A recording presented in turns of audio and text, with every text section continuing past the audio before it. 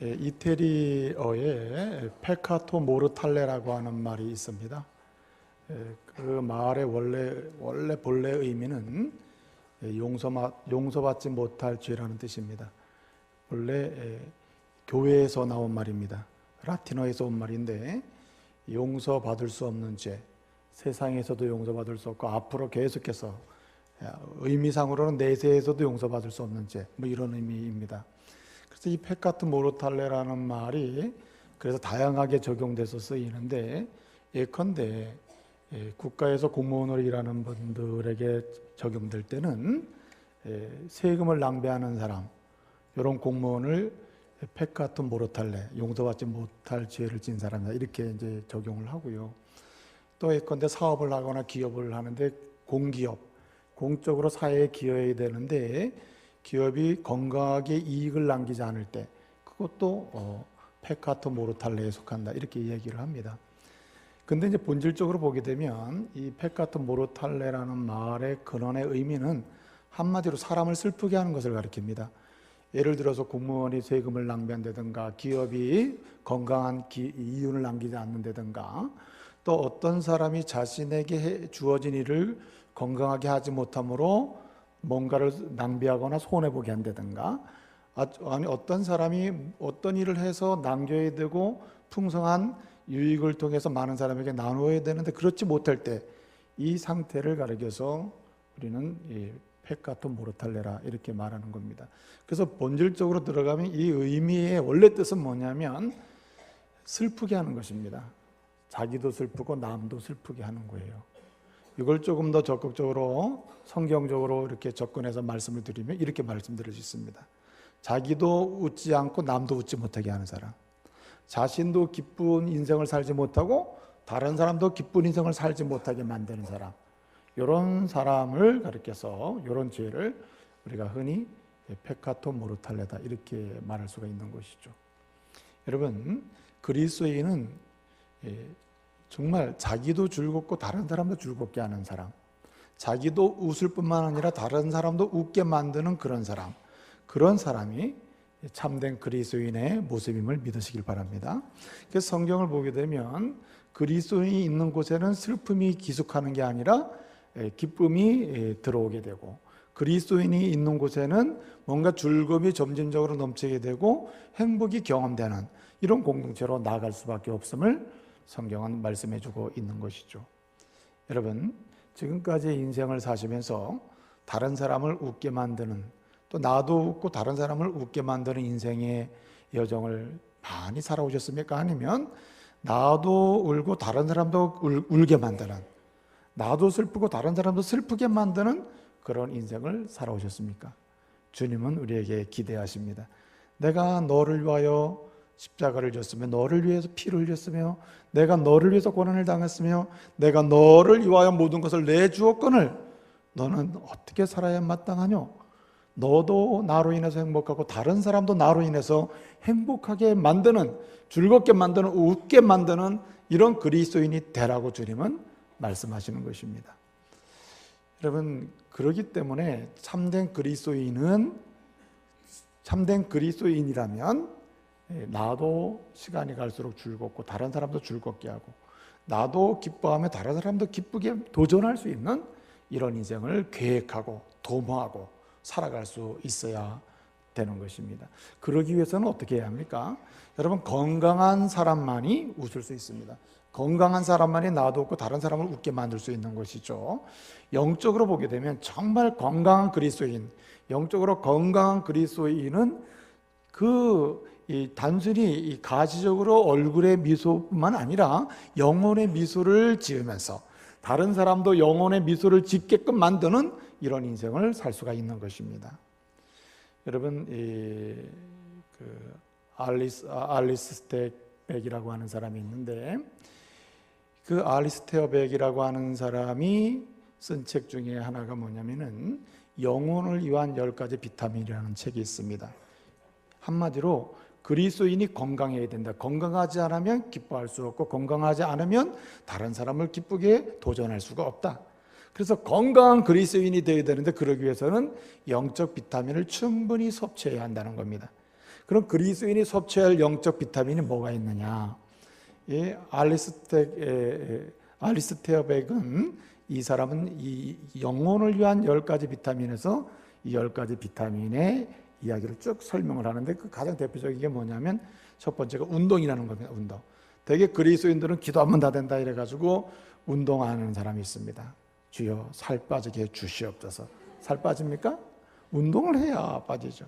저도 저같이 기도하면 살이 빠져야죠. 그러면은 저는 지금 배가 나오고 있는데 이거 문제가 있는 거죠. 운동을 해야 살이 빠지는 거거든요. 너 하나님이 주신 너희 몸으로 누구께 영광 돌리라? 하나님께 영광 돌리라 했기 때문에 이 육체의 몸을 사용해서 하나님께 영광 돌리는 인생이 그리스도인이기 때문에 영적 건강은 이 육체의 건강과 같이 갈 수 있다. 하나님의 뜻 안에서 우리는 육체의 건강을 도모할 필요가 있습니다. 그래서 운동을 해야 된다. 운동도 하나의 영적 비타민에 속한다는 거죠. 또 뿐만 아니라 이제 기도가 영적 비타민이다. 기도야말로 하나님과의 관계 속에서 영적인 건강을, 영적인 근육을 키울 수 있는 그런 비타민이 기도다. 또 기도하다 보면은 헌신이 요구되는데 헌신이야말로 주님을 향한 헌신, 주님의 뜻을 향한 헌신, 그 헌신이 곧 영적 비타민이라는 겁니다. 여러분 헌신하다 보면 헌신하는 사람들을 만나게 되는데 그 사람들과의 관계가 매우 중요하거든요. 헌신을 위해서 부름받은 그리스도인들 사이의 관계가 얼마나 중요합니까? 그래서 그 알리스테 팩은 말하기를 이 영적 비타민의 중요한 것 중에 하나가 바로 관계의 비타민이다. 이렇게 이야기를 했습니다. 또 뿐만 아니라 이 관계를 맺고 나가다 보면은 끊임없이 소명에 불타게 된다는 겁니다. 관계 속에서 사람들 속에서 하나님이 내게 주신 소명이 뭐냐? 나에게 주신 그 사명이 뭐냐를 발견하게 되고 그 소명에 불타게 되는데 소명의 비타민을 먹고 마시는 사람이 영적 건강을 도모할 수 있다는 말입니다. 또 뿐만 아니라 여러분 이렇게 소명의 비타민을 먹고 마시다 보면은 고난을 받게 된다. 왜냐하면 세상은 소명과 상반되게 살도록 자꾸만 유혹하거든요. 근데 소명을 따라 살다 보면은 세상과 이렇게 충돌이 일어나기 때문에 역경이나 고난의 비타민은 그리스도인에게 필수다. 그래서 소명을 따라가는 가운데 당하는 고난의 역경의 과정이 있는데 이것도 그리스도인들이 먹어야 될 비타민에 속한다는 거예요. 근데 뿐만 아니라 거룩함도 비타민이다.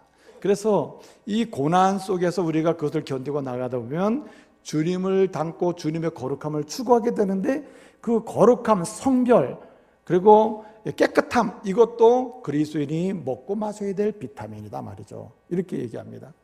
몇 가지 얘기했습니까? 기억 안 나죠? 근데 여러분 마지막 한 3가지가 나와 있는데 7번째로 얘기한 게 뭐냐면 가치의 비타민이다. 그리스도인은 예수 만난 이후에 영적 건강을 유지하기 위해서는 세상의 가치로 판단의 기준을 삼아서는 안 되고 성경이 주는 가치를 자기의 가치로 삼아야 돼. 이것이야말로 진정한 영적 비타민에 속한다 이거죠. 본래 교육이라는 것이 뭡니까? 교육은 가치의 전환을 시켜놓는 것 아닙니까? 그래서 교육받은 사람, 교육이 된 사람과 교육이 안 된 사람의 차이는 뭡니까? 그냥 단순히 교육을 받은 사람이 아니라 교육이 된 사람과 안 된 사람의 차이는 가치의 전환에 있거든요. 진정으로 예수를 만나서 신앙의 교육이 일어나면 영적 건강을 추구하게 되는데 그 건강 중에 하나가 어떤 비타민을 먹고 마시는가? 바로 가치의 비타민이라는 거예요. 또 뿐만 아니라 이제 9번째 비타민을 얘기했는데 그것이 뭐냐면 이렇게 먹고 마셔야 될 비타민이 겸손이라는 겁니다. 겸손. 제가 9가지 말씀드렸어요. 그런데 이러한 9가지의 비타민은 다 내가 먹고 마시는 겁니다. 이 알리스테어백은 마지막 10번째 비타민을 얘기했는데 이 10번째 비타민은 무엇일까? 그리스도인의 건강을, 영적 건강을 유지할 수 있는 이 10가지 비타민 중에 9가지는 다 자기가 먹고 마셔야 됩니다. 한마디로 주님을 닮아가야 하는 것들입니다. 주님의 거룩을 따라가는 것입니다.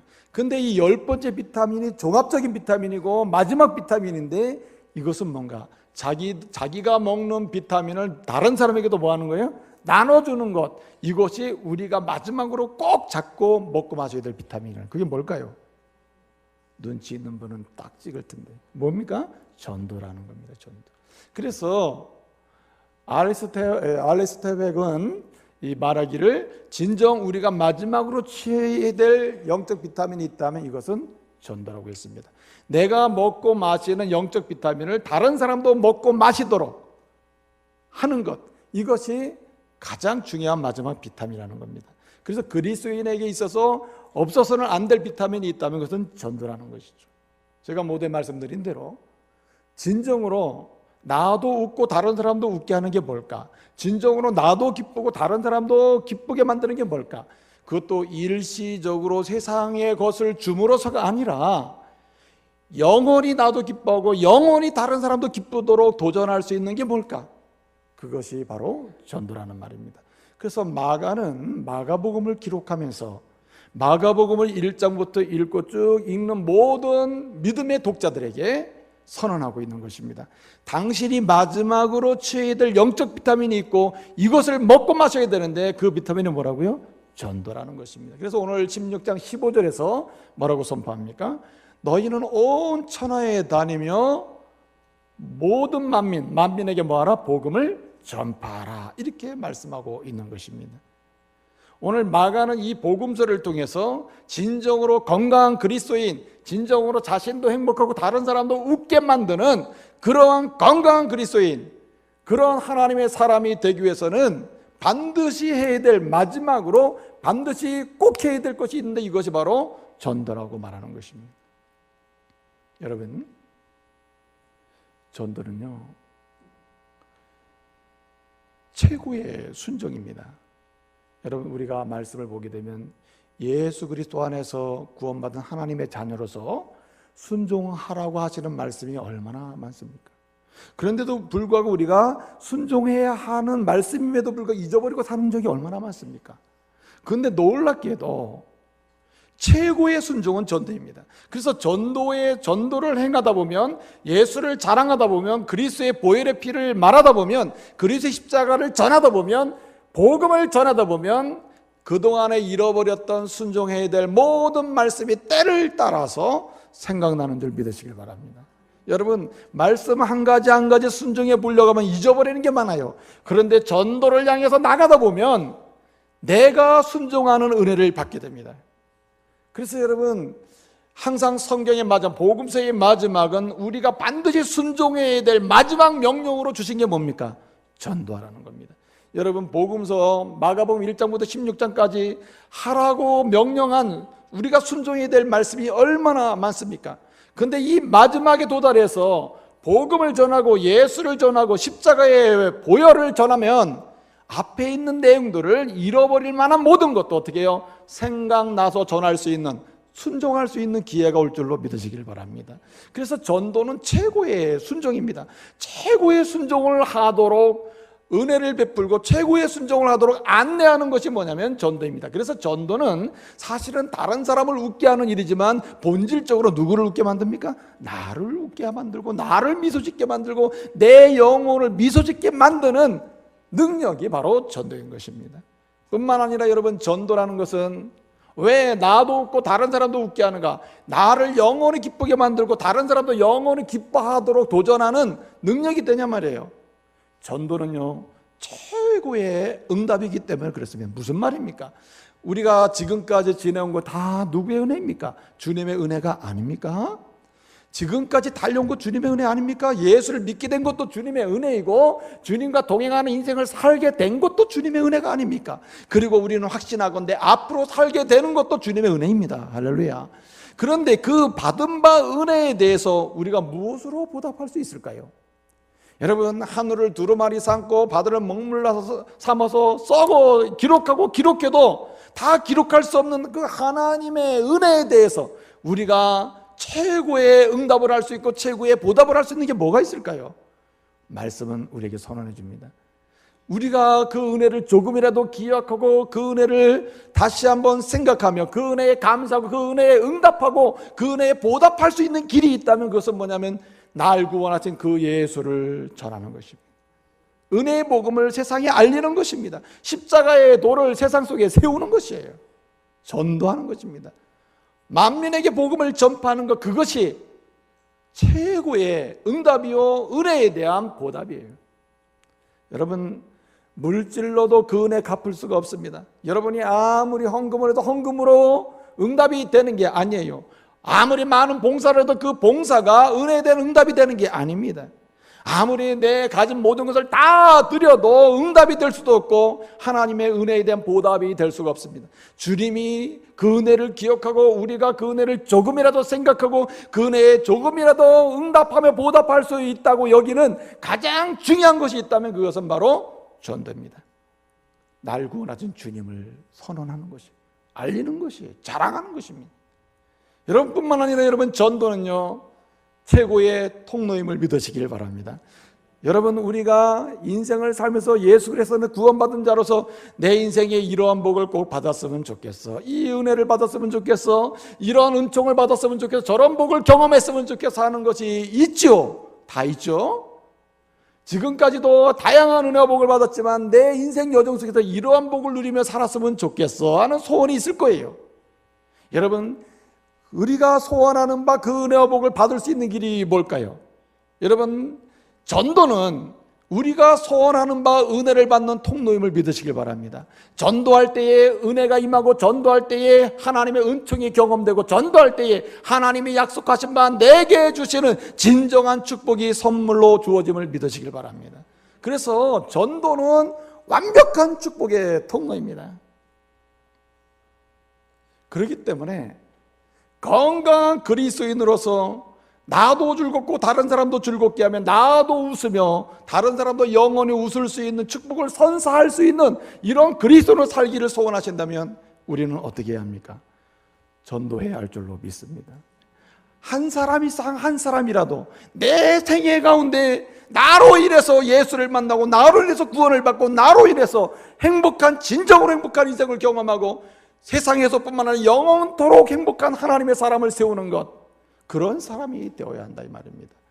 통계에 의하면요, 예수를 믿고 구원받아 하나님의 자녀로 인생을 살면서 죽을 때까지, 죽기 전까지 단 한 명이라도 그 입술을 통하여 예수를 전하고 그 십자가의 도를 전하고 십자가의 보혈의 능력을 전하고 그 제사함의 은혜를 전하고 그래서 예수를 믿도록 안내하는, 직접적으로 이렇게 전도해서 안내하는 일을 하는 사람은 25%밖에 안 된답니다.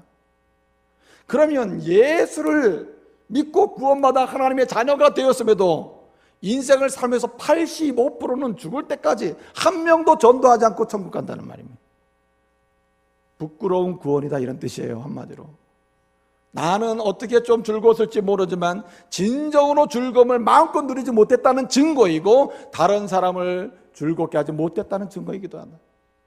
여러분, 이 시대에 얼마나 많은 목사가 있습니까? 얼마나 많은 장로와 권사와 집사가 있습니까? 얼마나 많은 하나님이 세우신 직분자들이 있습니까?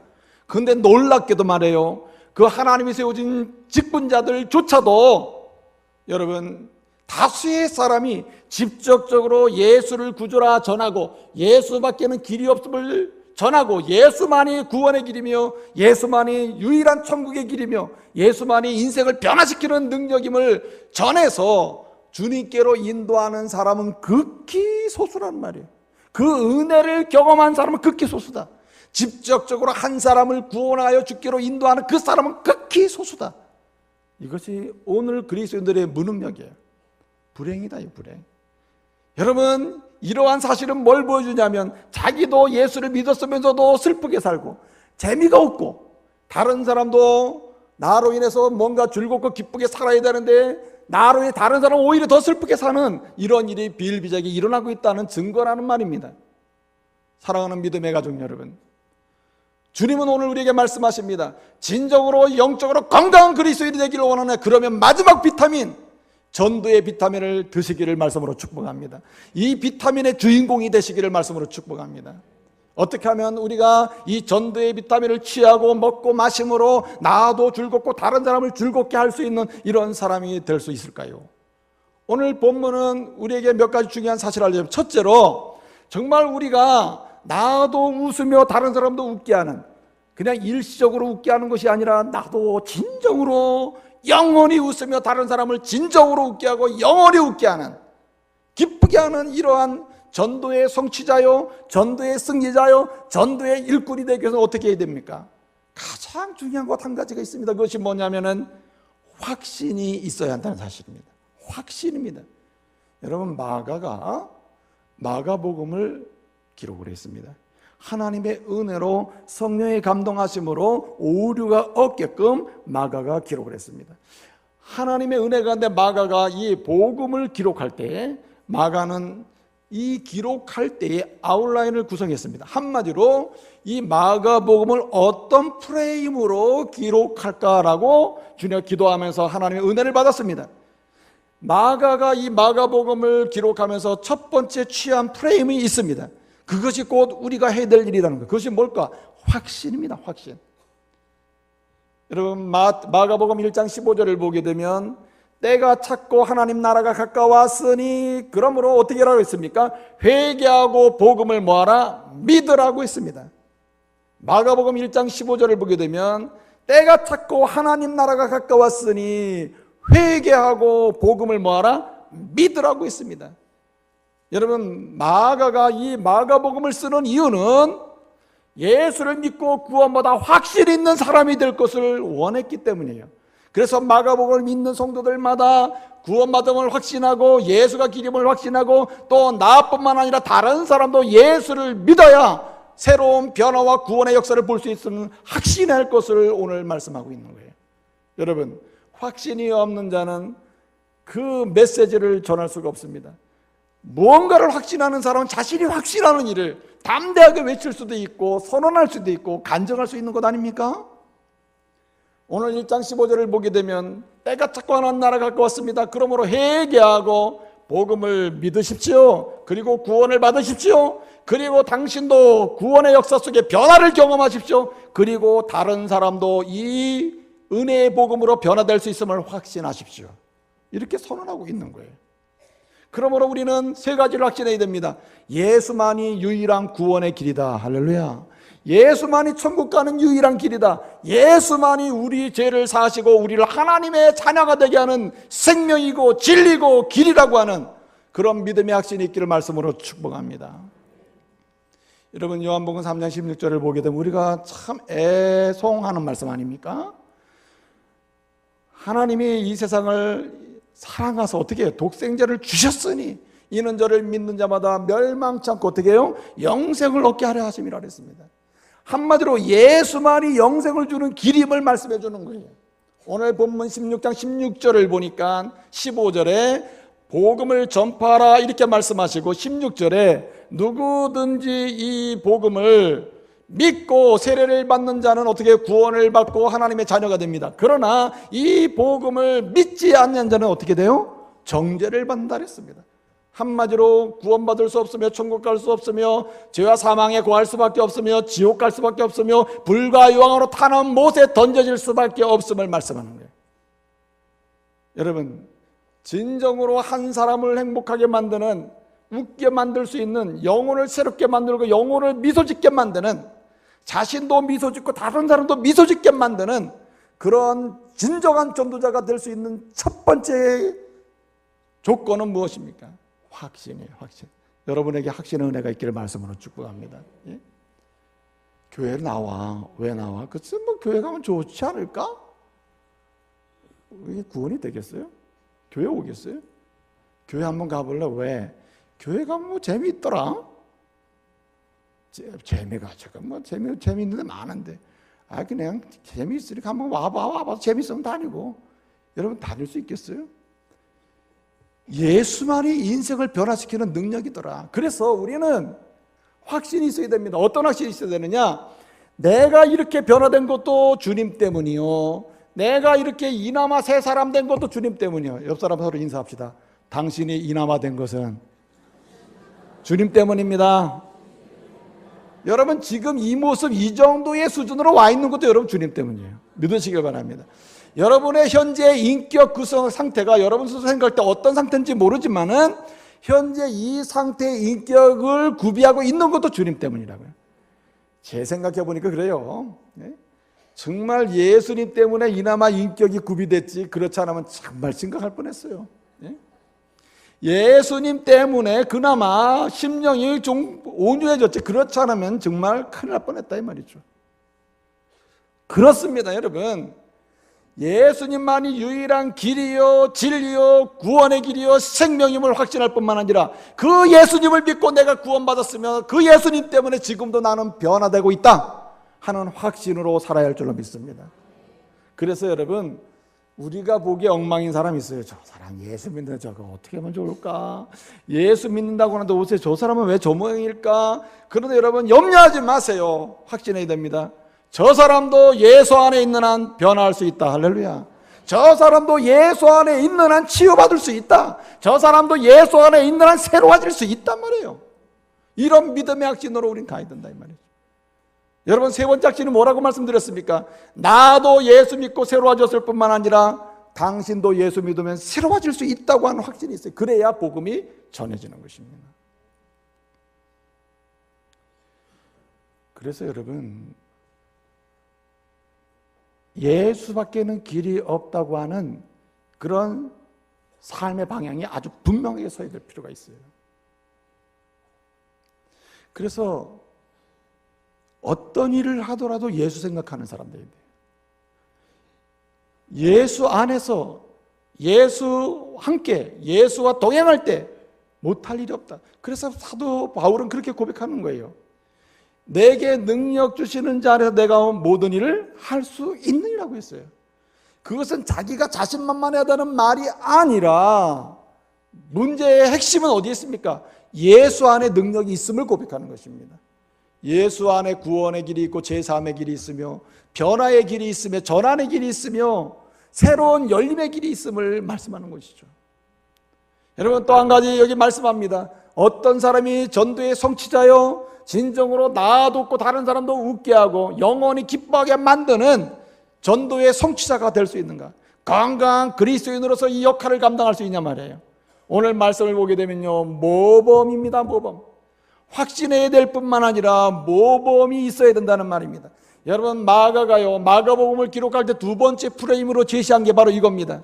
마가는 마가복음을 읽는 독자들로 하여금, 그리스도인들로 하여금 첫째는 확신 있는 사람이 되기를 원했으며 두 번째는 그러므로 확신을 가지고 예수 안에서 예수를 닮아가는, 예수 따라가는 모범적인 인생을 살기를 원했던 것입니다. 그래서 여러분, 마가복음 2장부터 15장까지를 보게 되면 예수를 만난 사람마다 예수를 닮아갑니다. 예수를 따라갑니다. 여러분, 세상은 삶의 방향이 어떻습니까? 여러분, 세상에 있는 것을 목적으로 삼고 살죠. 근데 여러분, 우리가 예수를 믿고 구원받아 예수 안에서 변화되고 그 예수를 만나자마자 변화될 수 있다는 확신으로 사는 사람은 어떻습니까? 세상을 삶의 목적으로 삼는 게 아니라 예수를 삶의 목적으로 삼고 세상을 수단으로 삼고 사는 것 아니겠어요? 이것이 거룩을 추구하는 삶이죠. 그래서 사도 바울은요, 디모데에게 편지를 씁니다. 디모데가 에베소 교회에서 목회를 하는 목사님이셨죠. 그때 사도 바울은 디모데에게 편지를 쓰면서 말합니다. 디모데 전서를 씁니다. 디모데 전서를 쓰면서 디모데 전서 4장 5절에서 이렇게 얘기합니다. 오직 말씀과 기도로 거룩해진다. 한마디로 예수 믿고 구원받은 사람은 말씀과 기도를 통해 주님 닮아가야 되고 삶의 모범을 보여야 되고 그리고 세상 사람들처럼 살지 말아야 되고 주님이 원하시는 모범적인 인생을 살아가야 된다, 이렇게 말하는 거예요. 그리고 나서 여러분, 디모데후서에 편지를 씁니다. 디모데후서 4장 5절, 동일하게 4장 5절입니다. 디모데후서 4장 5절에서 뭐라고 얘기합니까? 그리고 나서 디모데후서 4장 5절에서 이렇게 얘기합니다. 이제는 그러므로 전도인의 일을 하고 라고 합니다. 무슨 말입니까? 진정으로 전도인의 일을 하는 것, 전도를 통하여 한 영혼을 구원하고 한 영혼 살리고 자기도 그 영혼 구원하는 전도의 일을 하다가 순종을 경험하고 그리고 축복을 경험하고 그리고 하나님의 은혜에 대한 응답을 경험하는 가운데 그렇게 전도의 역사를 경험하기 위해서 어떻게 된다고요? 바로 거룩하게 되고라는 게 중요하다는 말입니다. 한마디로 주님을 닮아가는 모범적인 삶을 살아야 된다. 여러분, 사도행전을 보게 되면 사도행전 8장에 사도행전 1장 8절에서 말입니다. 주님이 말씀하셨습니다. 복음을 전하면 성령이 너에게 임하시면 권능이 임해가지고 복음을 전하게 되는데 예루살렘과 유대와 그리고요 사마리아에도 복음이 땅끝까지 전하게 된다, 이렇게 말했습니다. 이 사마리아에게 복음을 전한 사람 중에 한 사람이 빌립 집사입니다. 여러분, 빌립 집사가 어떤 사람이라고 얘기합니까?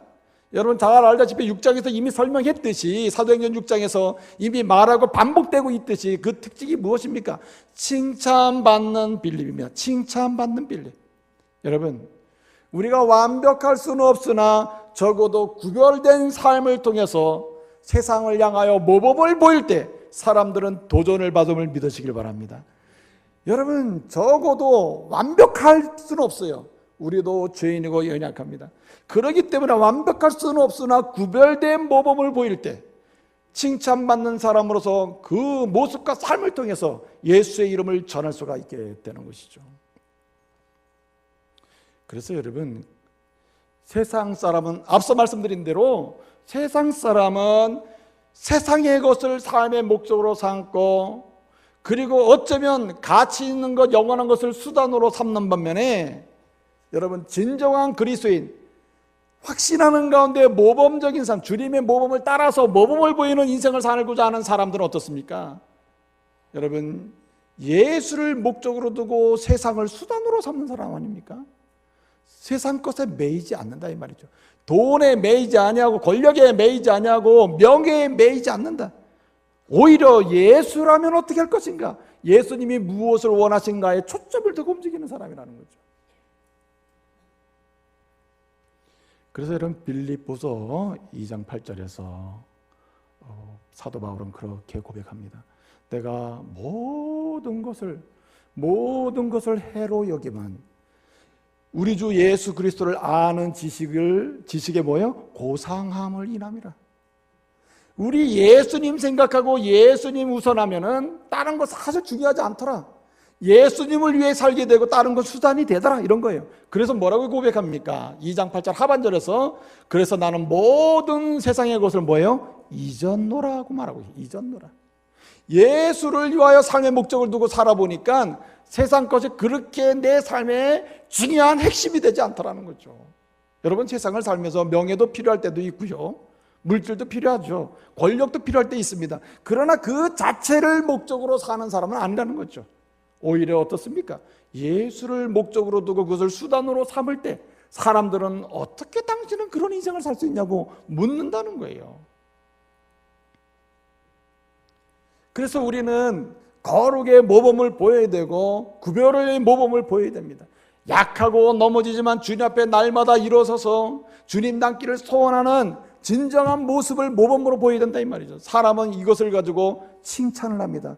저 사람도 우리처럼 연약한 부분이 많지만 참 돌이키는 능력이 뛰어나고, 다시 돌아서는 능력이 뛰어나고, 다시 옳은 대로 서기를 소원하는 마음이 뛰어나고, 참 본받을 만해 이렇게 될 수 있다는 말입니다. 그런데 말이죠, 여기까지 가면 참 힘들죠. 참 힘든 일이다 이런 마음 들 겁니다. 그러나 괜찮아요. 정말 우리가 보여야 될 모범이 뭐냐면 마가복음 2장에서 15장까지에서 보여주는 바 두 가지 정말 중요한 사실이 있습니다. 하나는 뭐냐면 즐겁게 사는 것이고, 두 번째는 겸손하게 사는 것입니다. 여러분, 그리스도인이 가난하지만 즐겁고, 병들었지만 즐겁고, 부족하지만 즐겁고, 연약하지만 즐겁게 살면 세상은 이런 사람 감당을 못합니다. 어찌 그렇게 행복한가? 여러분, 육신적으로도 웃으면 그 사람도 건강하다고 하지 않습니까? 인상 쓰면 그 사람 병들기 십상입니다. 얼굴 좀 펴고 말씀 들으세요. 아주 심각하게 무슨 큰 문제나 생긴 것처럼 듣지 마시고. 여러분, 우리가요 인상 쓰잖아요. 인상 쓰면 우리의 근육이, 연구 결과입니다, 우리의 근육이 72개가 움직인답니다. 적은 근육이죠. 근데 우리가 웃잖아요, 기뻐하잖아요, 14만 개의 근육이 움직인대요. 연구 결과입니다. 그러니까 웃는 게 보기에는 게 맞습니다. 그런데 여러분, 중요한 게 뭔지 아십니까? 그리스도인의 모범은 뭐냐면 단순히 신체적으로 웃는 데서 끝나는 게 아니라 영혼이 웃을 수 있어야 돼요. 영혼이, 마음이 웃을 수 있어야 되고, 내 영혼이 웃음 속에 있어야 된다는 거예요. 영혼이 미소 지으며 살아야 된다는 거예요. 여러분에게 이런 은혜가 있길 말씀으로 축복합니다. 미소 지면서 말해요. 그런데 말이죠, 진정한 전도자의 길을 가는 성취를 경험하는 사람이 되기 위해서 이 모범을 보인다 할 때 이 모범의 마지막은 겸손입니다. 낮아짐입니다. 그리스도인은 많은 권력을 가져도 낮아지고, 많은 부유함을 가지고 있어도 낮아지고, 많은 명예를 가지고 있어도 낮아져요. 나는 당신을 섬기기 위한 모든 것을 가졌을 뿐이다. 내가 권력이 있어도 당신을 위한 것이요, 내가 명예가 있어도 당신을 위한 것이요, 내가 물질이 있어도 당신을 위한 것입니다. 나는 그저 당신을 위해 존재할 뿐입니다. 그럴 때 이 사람을 통해서 한 사람 한 사람 주께로 돌아올 기회가 있게 된다는 말입니다. 마지막 한 가지 말씀드립니다. 여러분, 무엇이 전도의 성취자가 되게 하시는가? 오늘 본문을 보게 되면 첫째는 확신이요, 둘째는 모범이라면 마지막 한 가지는 실행입니다. 실행해야 한다는 말입니다. 여러분, 전도는요, 생각하는 게 아닙니다. 전도는 연구하는 게 아닙니다. 전도는 시간을 텀을 두는 게 아닙니다. 전도라는 것은, 전도는 즉시 시행되어야 하는 것입니다. 오늘 말씀 보게 되면 19절에 뭐라고 했습니까? 우리 예수님이 말씀을 마치신 후에 하늘로 올리우사 하나님 보좌 우편에 앉으셨다고 했습니다. 한마디로 하나님이, 우리 예수님이 승천하셨습니다.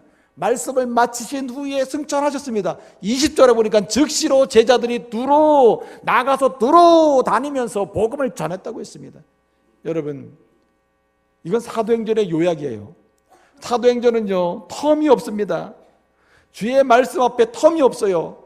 여러분, 주의 말씀을 아는 순간 바로 전도로 나갑니다. 은혜 받으면 바로 전도가 됩니다. 주님을 알면 바로 전도로 나갑니다.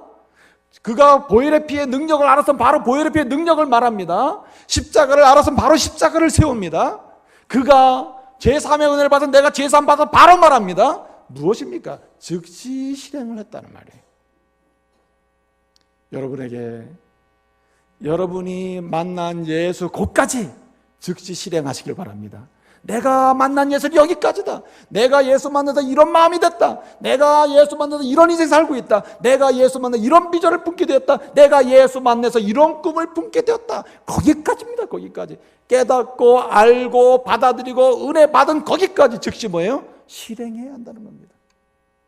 그럴 때 여러분, 나도 즐겁고 다른 사람도 즐거워진다 이 말이에요. 근데 여러분, 즉시 실행하되 어떻게 한다는 말입니까? 세상보다 더 담대하게 해야 합니다. 여러분, 세상은 온갖 사단 마귀의 계교 속에서 하나님의 은혜 역사를 해방하는 일로 가득 차 있습니다. 주의 은혜 복음의 전달을 할 때, 십자가를 세우려고 할 때, 예수를 말하려고 할 때 우리의 입술을 해방하고 우리의 상황과 환경을 해방해요. 그렇기 때문에 세상에 용기 있게, 마귀가 용기 있게, 사단이 담대하게 우리의 모든 일을 방해할 때 우리는 더 담대하게 나가야 된다. 실행은 따라합시다. 실행은 더 담대하게. 실행은 세상보다 더 담대하게 해야 돼요. 나는 땀 흘리면서 열심히 말씀을 전하는데 그래도 주무시는 분이 있다면 제가 문제겠죠. 여러분 보세요. 어떤 학생이 말이에요. 이건 팁입니다. 장기라는 팁이요. 어떤 학생이 버스를 타러 갔습니다. 버스를 타러 갔는데요, 버스를 타려고 보니까 없는 거예요. 그래서 버스를 한 대 보냈습니다. 야, 이거 뭐 버스표도 없고 돈도 없고, 내가 왜 이렇게 안 가지고 나왔지? 그래서 마음의 순간 생각합니다. 내가 용기를 내서 누구든지 이 버스 정류장에 오는 첫 번째 학생에게 내가 용기를 내서 버스표를 빌려달라고 해야지. 내가 용기를 내서 할 거야. 그리고 다음 밤을 먹습니다. 한 아이가 옵니다. 그 학생이 여학생이에요. 여학생. 이 남학생이 할까 말까. 하필이면 여학생이냐. 그래, 여학생에게 얘기하는 게 진짜 용기다. 담대합니다. 여학생이 딱 왔을 때 얘기합니다. 내가 버스표가 없어 버스를 못 타는데 버스표 한 장을 빌려주든지 아니면 차를 빌려주든지 하면 내가 내일 요맘때 꼭 갚겠다고. 미안하지만 좀 빌려달라고. 그랬더니 이 여학생이 활짝 웃으면서 뭘 걱정해요. 걱정하지 마세요. 이러면서 걱정하지 말라고 하는 다음에 이렇게 얘기합니다. 학생 시간이 있냐고 이렇게 묻는 겁니다. 그리고 이 학생이 남학생 생각할 때, 야, 이게 돈 빌려달라 그랬더니 시간까지 있냐고 묻네. 야, 이거 뭐 잘 나가는 것 같은데? 생각하다가, 무슨 말이냐고, 시간 얼마든지 있다고. 예? 시간 많다고. 그러니까 이 학생이 마지막에 이렇게 얘기합니다. 그러냐고. 그러면 걸어가시라고.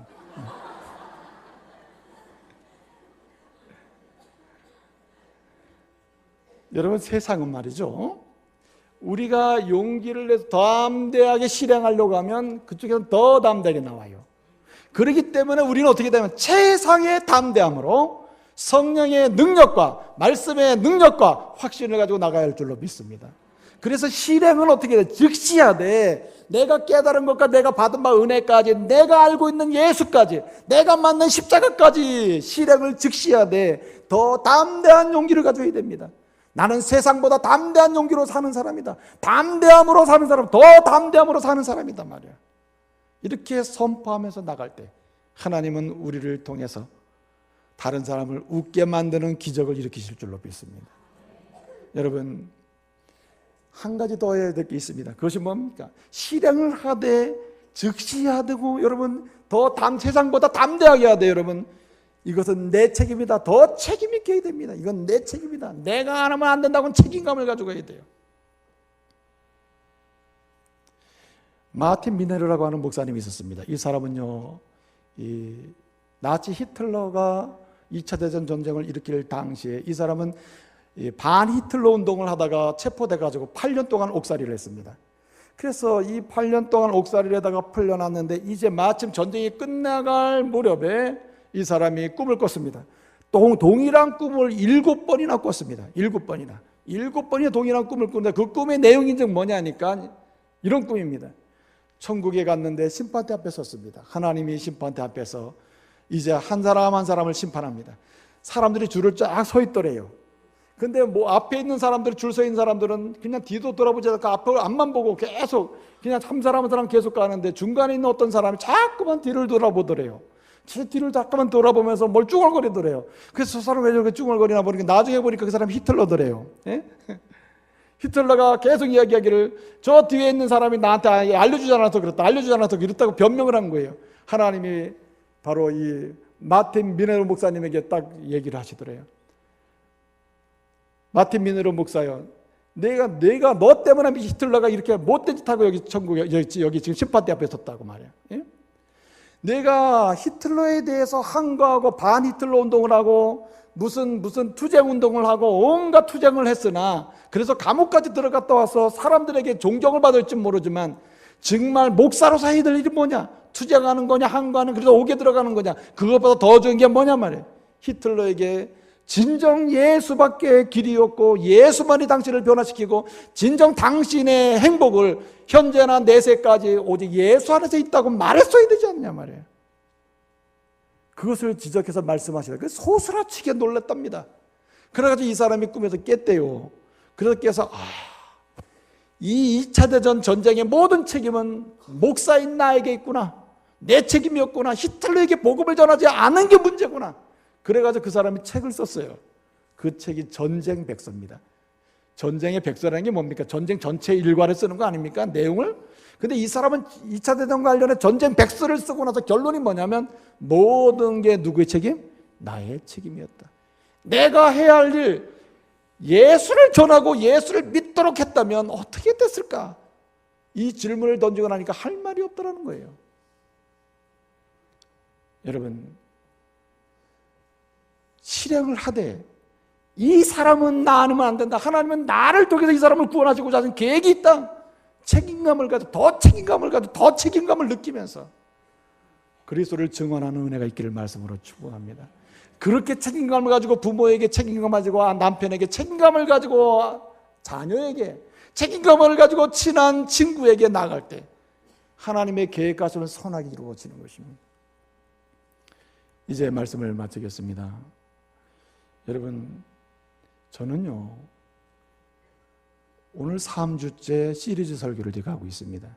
하나님이 함께하는 사람 3번째 시간을 제가 말씀드리고 있습니다. 오늘 제목은 하나님이 함께하는 사람 3이라고 말하진 않았습니다. 여러분, 하나님이 함께 하시면 못할 일이 없습니다. 하나님이 함께 하시면요, 안 될 일이 없습니다. 하나님이 함께 하시면요, 좌절과 절망은 다 무너지게 돼 있습니다. 하나님이 함께 하시면요, 어떤 길도 능히 건너갈 수 있습니다. 하나님이 함께 하시면 일어날 기회는 언제든지 있습니다. 그래서 하나님이 함께 하시는 것은 은혜입니다. 최고의 복입니다. 최고의 은혜입니다. 여러분, 하나님이 정말 누구와 함께 하신다고 말씀하십니까? 오늘 20절 보니까 제자들이 두루 나가서 복음을 전파할 때에 누가 함께 하사? 주께서 함께 하사 역사하셨다고 했습니다. 여러분, 주님이 여러분과 함께 하실 때 언제입니까? 복음 전할 때입니다. 여러분이 예수를 전할 때입니다. 그리스도의 보혈을 전할 때입니다. 십자가를 말할 때예요. 예수 믿고 구원받으라고 선포할 때예요. 나처럼 예수 믿으면 변한다고 말할 때예요.